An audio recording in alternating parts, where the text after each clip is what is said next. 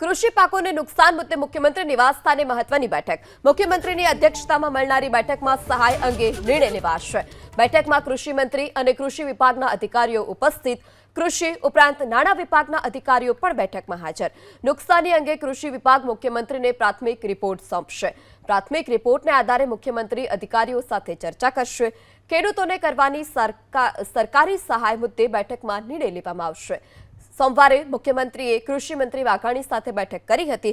કૃષિ મંત્રીની સાથેની બેઠક બાદ મુખ્યમંત્રીએ આ મહત્વની બેઠક બોલાવી છે।